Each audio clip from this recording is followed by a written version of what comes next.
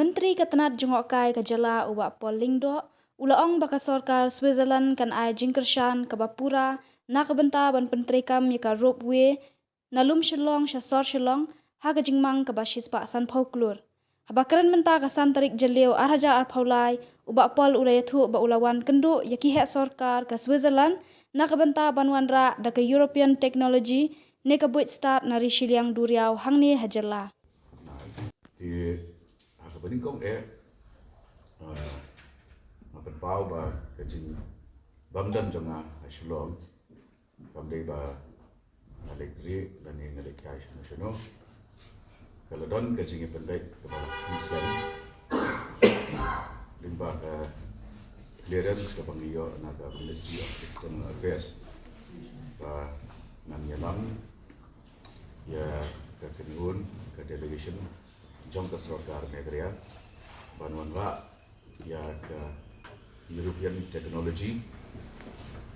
but kini kita teknologi keba minyo pansdan ya ke Shyllong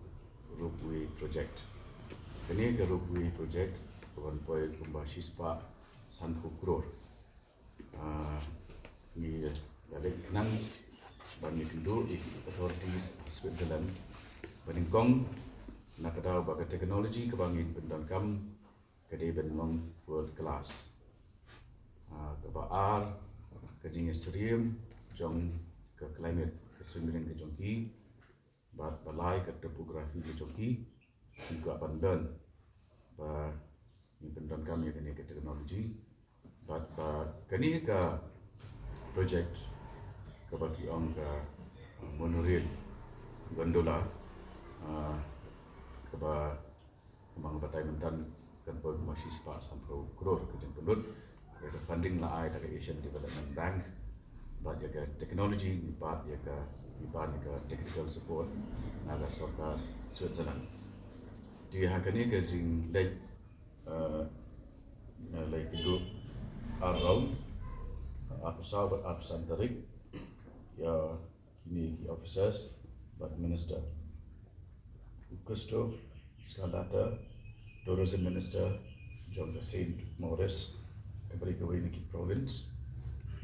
Praska Anan, member of the Town Council, Kani Kadega, Ulok Jakau dan Delhi, Kaklong based Hangti Switzerland, but Nanta Lekedu, but Lakajong, Ulrich Eastern CEO Jongka Town of St. Moritz. Kini kita official program, but kini kita official program di la assure ini bahawa sorkar ke jongki kan ayah ke full support nak kebentar ini project ke bandai ke project ke bahaya do North East India nak kebentar cable cars.